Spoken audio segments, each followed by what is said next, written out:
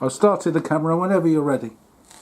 As you know, the British Army had moved up through Belgium into Mons to meet the German army head on. And during this battle, unfortunately, we lost from the cottage over there, Lander Cottage, we lost a young officer in the Brigade of Guards. Struggling to remember his Christian name. Good. Oh, Ronald. Do you want to start again? No. Honestly, how about if you read this, and I'll take notes where you want to add stuff in, so we can start and stop it. But I need one read through completely from beginning to end, to get an idea of how long it's going to be, or how long we have here, and then we can adjust. We can put in more, or take, or do. Well, I'll have another go at it then. Okay. Do you want to read from here? Well, there's nothing there. Well, watch. I don't want to see that. I know that. What's that? I know the Great War's 1418. I know that. Okay. Well, they're the names. That's a help. The names. Okay. Well, this is what you had to me last night. You said, I found this. Good news. Yeah, yeah. This is what we have. Yeah. So this is this. Okay, we're on this. Okay, I'll try again then. So let me think. I'm going to talk about the German clash at Mons and losing Lieutenant Ronnie Gibbs. Do you want to talk about that when you get to his name? Oh, Jesus Christ! What do you mean? I've just given his name. Okay, I mean that's what I mean. Do you want to do it up front, or you want to do it when you read his names? So when you get to his name, do you want to talk about Mons then? Oh dear. Have patience with me. I'm beginning to lose. That's okay. I'm with you. It's just on this sheet you mentioned it when you get to Ronald Gibbs's name. So I was just wondering if you wanted to add in under his name the additional information.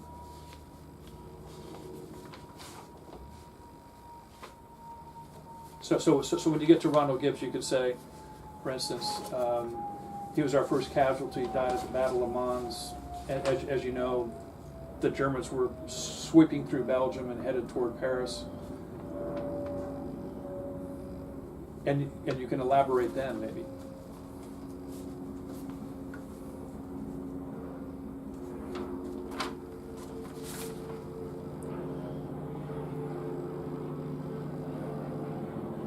All right, we'll try it that way that you're saying now then. Try that.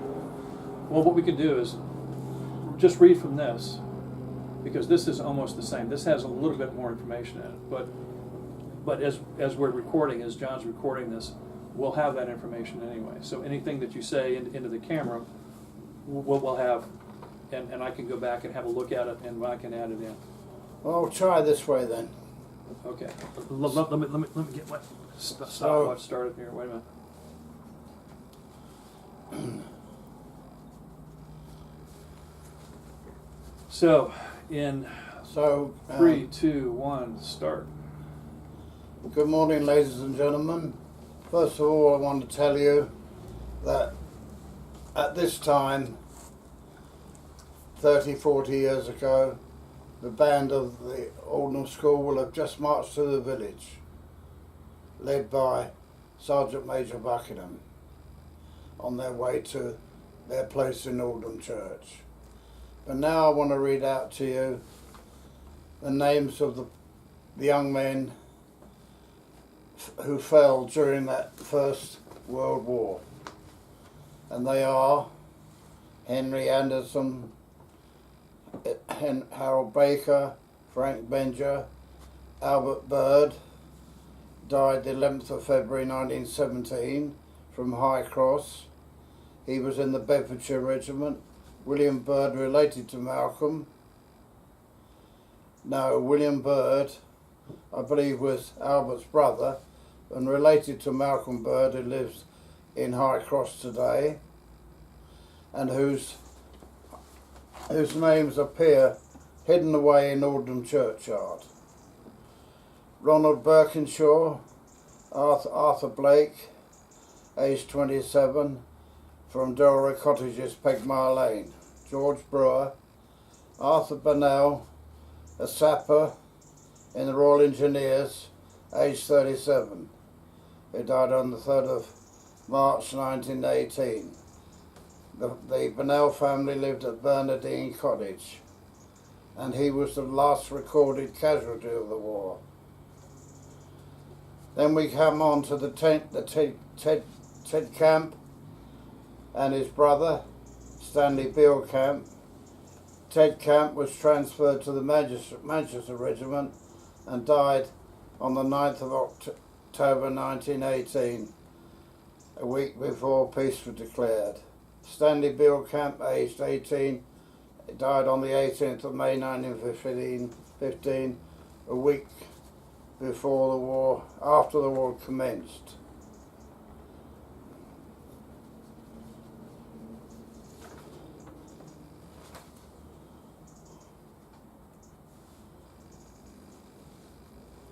There's a lot missing from there, isn't there? A lot missing. No, well, let's. What I Shall I suggest. stop recording? Yeah, you can stop. Right, I'm recording again. Ted Camp was transferred to the Manchester Regiment from Hertfordshire, and there's a wonderful photograph of him and men of his regiment sheltering under a British tank.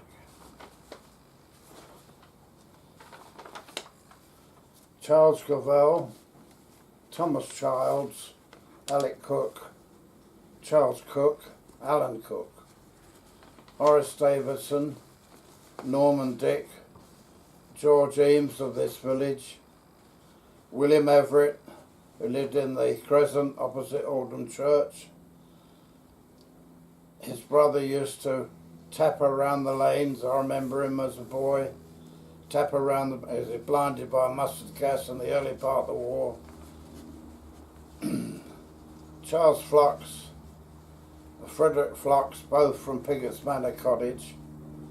Frederick was lost at sea on board HMS Cressy. Herbert Ford, Robert Fox. Then we come to Ronald Gibbs, the young officer of the Brigade of Guards, and he was killed at Mons in the first encounter between the Germans and the British.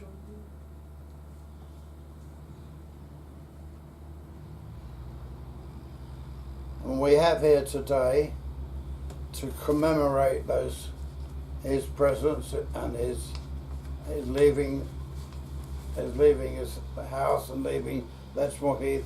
We have here today ex-guardsman Norman Hines, ex-Queen's Company Grenadier Guards, and he will present himself at the memorial, and of course the memorial has Ronald's name upon it.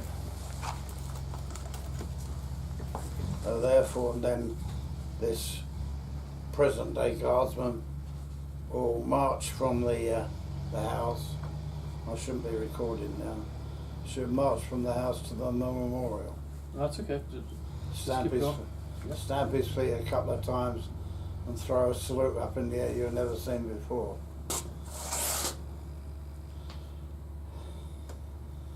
Then we have Henry Hart of Warhall, Arthur Hawkins of Letchmore Heath. Hawkins were a large family living here at that time. He was transferred to the Bedfordshire Regiment.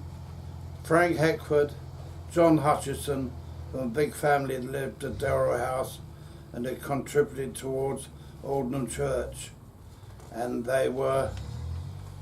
that's where that large tomb from which the 3 sycamores grew was the Hutchison tomb. Walter Winwood, aged 24, in the Royal Fusiliers. He was a blacksmith from High Cross, where the Inwoods carried on their tradition after the war. And of course, Bobby Inwood was the Aldenham School, the Aldenham Church choir master. Walton Keane, the baker from Letchmore Heath, Arthur Kekovich, Peter Kent, Walter Larkin.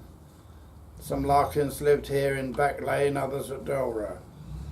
Bernard Lee of Delrow Cottage, Pegmire Lane, Fred Molyneux, John Neal, Sidney Rowland, Ernest Scott, Reginald Shepherd, Jack Smith, William Smith, Stanley Swaby, John Tate, George Tharby, Richard Tidman and Robin Williams.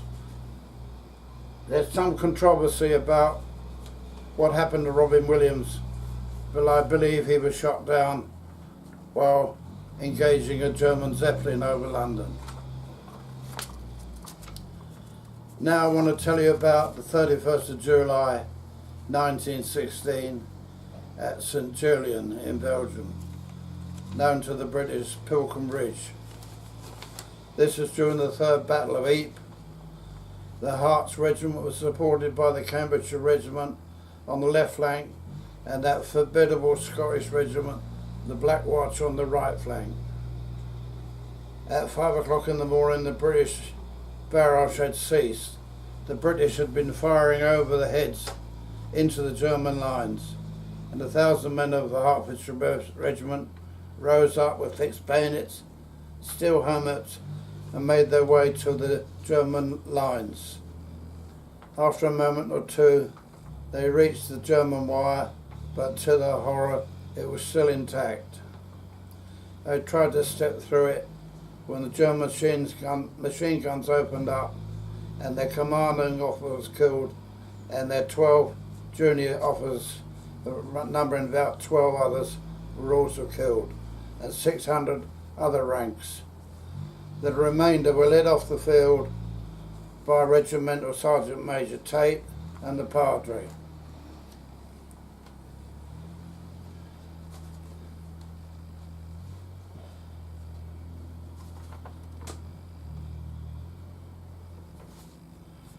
George Gregory, who we have followed in the Arts Regiment, was not on the field on that day, he having recovering from trench foot, which was an infection of the legs caused by trudging about in slush and water, cold water, for 3 years in the trenches. The day after the Herts Regiment were annihilated, they reformed. They took men in from Bedfordshire and other ranks to make up their numbers.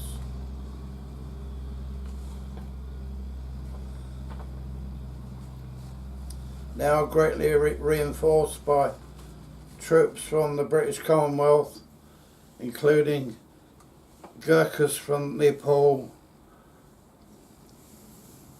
New Zealanders and Australians, there began a more impressive progress against the Germans. And on the far end of the front line, they were joined by 300,000 fresh Americans, as America had just entered the war in 1917. And together, these forces broke through the last German defences of the Hindenburg Line, and thus became the German surrender and the Treaty of Versailles in 1919. Break.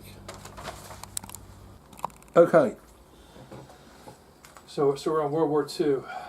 Referring back to 1917, as the First World War came to its conclusion, I have to tell you about a remarkable incident. There was a Sergeant Tandy who came across a wounded German at his feet while clearing a French town of the last Germans. And this Sergeant Tandy, he called for stretcher bearers, thus saving this wounded German's life. The wounded German turned out to be Corporal Adolf Hitler, and he would return to Germany, and in a few years he became leader of the National Socialist Party in Germany,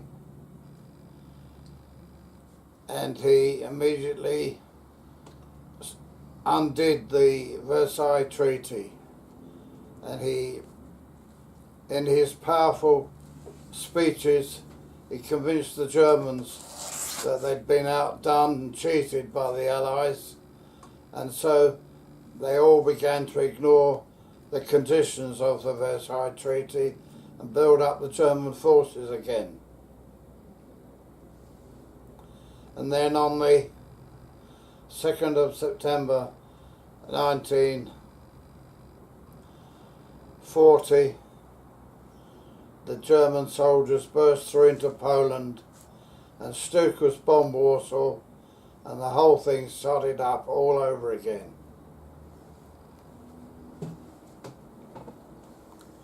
Before I tell you about how it affected us here in Letchmore Heath, the other important thing is that at this time in 1917, the British invented the tank, a wonderful weapon which negated the machine gun, but unfortunately we seemed incapable of being able to use it properly.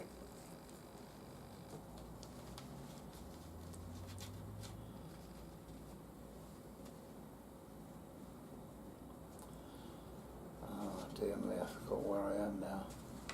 I'll stop. You're right. Okay. So the war was brought to Britain and to Hertfordshire and to this village and to this parish. And on the 16th of October 1940, the Germans bombed Aldenham village, knocking off the church steeple and blowing in the plate glass windows. And the bombs fell very close to a British Army convoy which was sheltering in the lane opposite the church. And then on the 26th of September 1940, a German bomber dropped bombs on this village and blew to pieces the Bricklayers Arms pub up the road, killing the landlady Laura Jones and a young girl called Rennie Evans, aged 15, with whom I went to school, and also demolishing the police box on the other side of the road.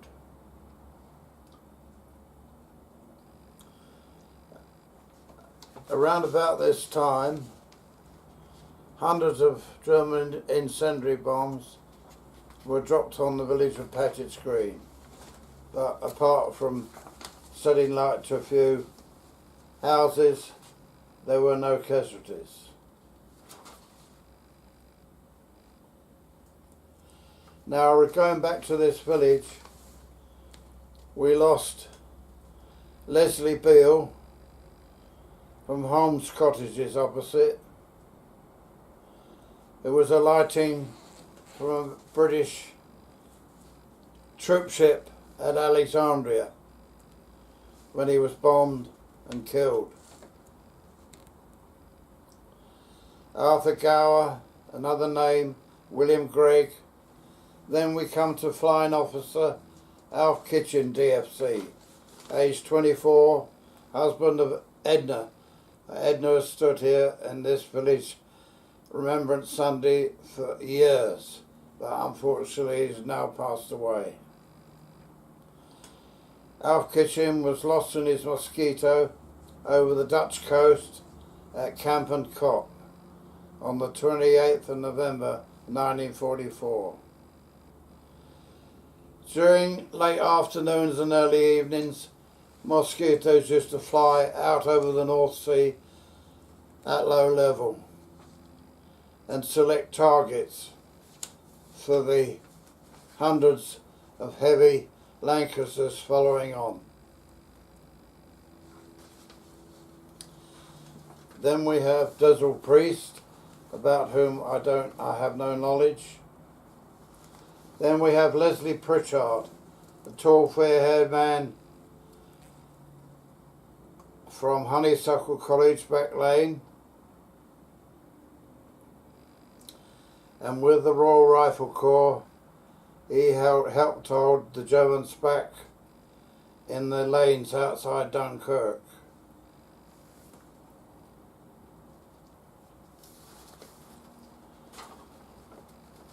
Then, as I've mentioned before, a man who I see clearly as though he was standing in front of me now, Arthur Granville Joyner, known as Granny Joyner, a very strong swimmer, but who was lost at sea by a German torpedo.